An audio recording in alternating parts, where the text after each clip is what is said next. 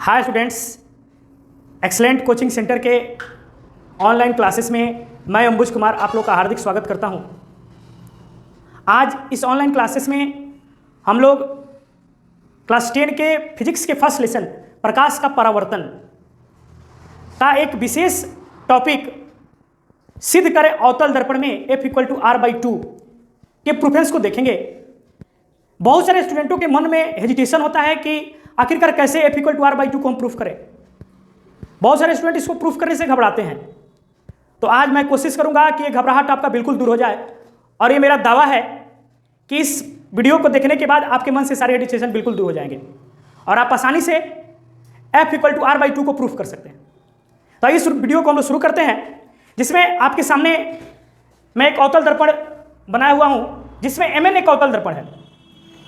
इस प्रूफेंस को देखने के लिए, इस प्रूफेंस को समझने के लिए आपको इस फिगर को समझना बहुत आवश्यक है। इस फिगर को आप अच्छे से समझेंगे तो आप आसानी से इसको प्रूफ कर सकते हैं। जैसे हमने यहाँ पे दिखाया कि Mn एक अवतल दर्पण है, जिसमें Mn का PC जो है यह मुख्य अक्ष है।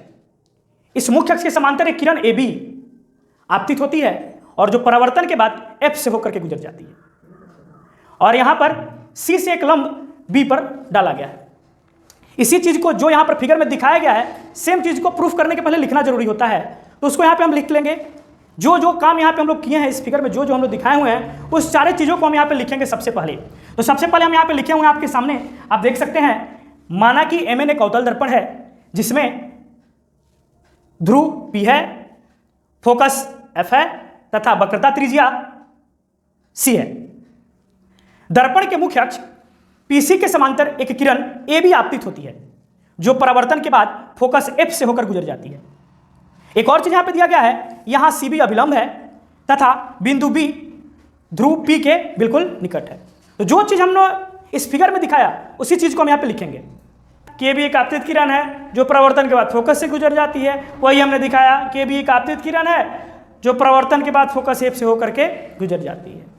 फिर CB अभिलंब है जो किस बिंदु पर लंब पड़ रहा है, B पर लंब पड़ रहा है। और एक चीज अंत में दिखाया गया जिस चीज का हमको जरूरत पड़ता है कि बिंदु B ध्रुव P के निकट है। इसको प्रूफ करने के लिए हम यहाँ पे लिखे अतः परावर्तन के नियम से। अतः आपको परावर्तन का नियम जानना बिल्कुल आवश्यक है कि परावर्तन का नियम होता क्या है। तो परावर्तन के दो नियम होते हैं। पहला नियम, आपतित किरण आपके सामने दिखाया गया है, आपतित किरण, परावर्तित किरण और यहां पर खींचा गया लंब, तीनों एक ही सतह में होते हैं। ये आपके सामने यहां पर है। दूसरा नियम होता है कि आपतन कोण परावर्तन कोण के बराबर होता है, जो आपके सामने यहां पर दिखाया जा रहा है। आपतन कोण I और परावर्तन कोण किसके बराबर हो जाएगा, ये R के बराबर हो जाएगा। तो अतः अब इसको हम प्रूफ करेंगे अतः परावर्तन के नियम से। अतः यहां पे परावर्तन के नियम से हम लोग आपतन कोण को परावर्तन कोण के बराबर दिखाएंगे। आपतन कोण को परावर्तन कोण के बराबर दिखाएंगे। तो आपतन कोण यहां पर हम देख सकते हैं ABC और परावर्तन कोण कौन है, CBF, यानी ये आपतन कोण हो गया और यह क्या हो गया, परावर्तन कोण हो गया, जो कि परावर्तन के नियम से दोनों आपस में बराबर होते हैं। तो लिखेंगे हम लोग यहां पर एंगल ABC बराबर एंगल CBF।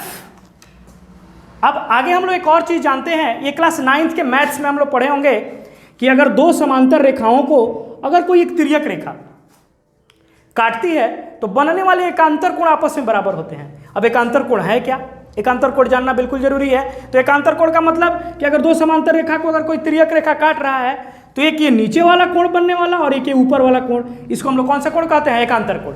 ठीक ऐसे इधर वाला भी और इधर वाला आपस में क्या होता है, बराबर होता है। तो इस कोण को हम लोग क्या कहते हैं, एकांतर कोण। अब हम लोग आ जाएंगे अपने फिगर में। इस हमारे फिगर में दिख रहा है ये कोण नीचे की तरफ है और यह कोण किसके तरफ है, ऊपर के तरफ है। मतलब यह कोण इस कोण के क्या हो जाएगा, बराबर हो जाएगा। यानी इस चीज को हम लोग यहाँ पे लिख लेंगे कि एंगल ABC बराबर एंगल BCF। किससे, तो यहाँ पे हमको एक चीज लिखना होगा, एकांतर कोण। अब हम एक यहाँ त्रिभुज लेंगे, जो त्रिभुज कौन सा त्रिभुज लेंगे, BCF। ध्यान समझिएगा, ध्यान से देखिएगा, कौन सा त्रिभुज लेंगे, BCF। तो अब यहां पे हम लिखेंगे त्रिभुज BCF में त्रिभुज बी सी एफ में देखिएगा ये दोनों एंगल आपस में बराबर है, ये दोनों कोण आपस में क्या है, बराबर है, तो इधर वाले कोण भी आपस में क्या होंगे, बराबर होंगे। यानी एंगल सी बी एफ बराबर एंगल बी सी एफ। अब हम यह बात जानते हैं, ऑलरेडी हमको यह पता है, हम लोग पहले से इस बात को जानते हैं कि अगर किसी त्रिभुज के दो गो कोण बराबर हो जाए, यानी दो कोण यहाँ पे दिखाया गया है, अगर किसी त्रिभुज के दो गो कोण बराबर हो जाए तो वह त्रिभुज हो जाता है समद्विबाहु त्रिभुज। तो अतः यहाँ पर जो त्रिभुज है बी सी एफ यह एक समद्विबाहु त्रिभुज होगा। तो यहाँ पे लिखेंगे हम लोग कि त्रिभुज बी सी एफ एक समद्विबाहु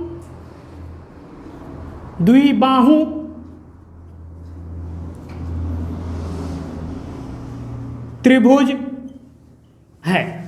अब इस बात को हम लोग जानते हैं कि अगर कोई त्रिभुज समद्विबाहु त्रिभुज हो जाता है तो उसके दो भुजा आपस में बराबर हो जाते हैं, उसके दो भुजा आपस में बराबर हो जाते हैं। तो उसके दो भुजा को हम लोग यहाँ पे आपस में बराबर दिखाएंगे। तो कौन कौन से भुजा बराबर होंगे, तो भुजा सी एफ बराबर हो जाएगा किसके, बी एफ के। भुजा सी एफ बराबर हो जाएगा किसके, भुजा बी एफ के। तो सी एफ बराबर हो जाएगा किसके, बी एफ के। अब चूंकि यहाँ पर एक चीज हमने ऑलरेडी पहले से लिखा हुआ है कि बिंदु बी ध्रुव पी के अत्यंत ही निकट है। यानी कौन कौन बिंदु, बिंदु बी और बिंदु पी क्या है, एक दूसरे के निकट है। तो ये चीज हमको लिखना होगा कि चूंकि बिंदु बी ध्रुव पी के निकट है। अब यह निकट है तो निकट होने के कारण यह और यह मान यानी बी एफ बराबर हो जाएगा किसके, पी एफ के। यानी बी एफ बराबर हो जाएगा किसके, पी एफ के।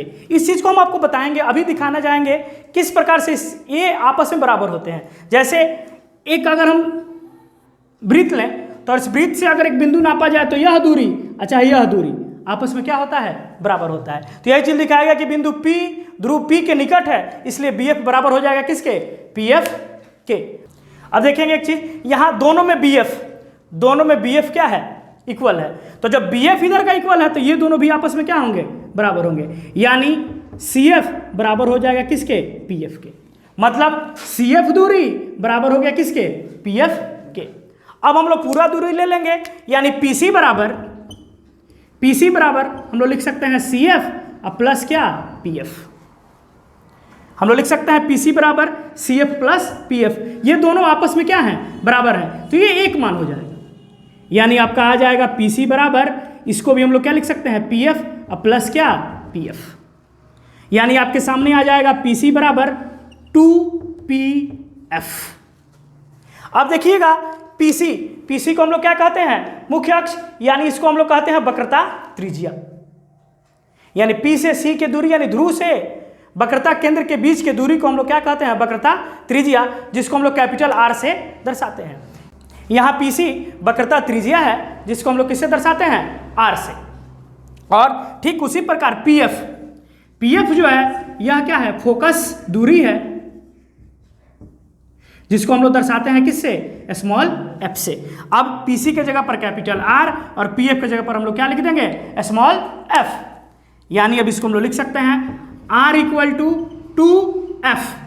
2 को इधर लेके आएंगे, यानी R बट्टा 2 बराबर f। यानी f इक्वल टू क्या आ गया मेरा, R बट्टा 2 प्रूव्ड। वीडियो को लाइक करें, कमेंट करें और शेयर करें। और ऐसे ही अच्छे अच्छे टॉपिक्स पर वीडियो पाने के लिए मेरे चैनल को सब्सक्राइब करें और बेल आइकन को दबाना बिल्कुल ना भूलें। That's all, thank you, see you again.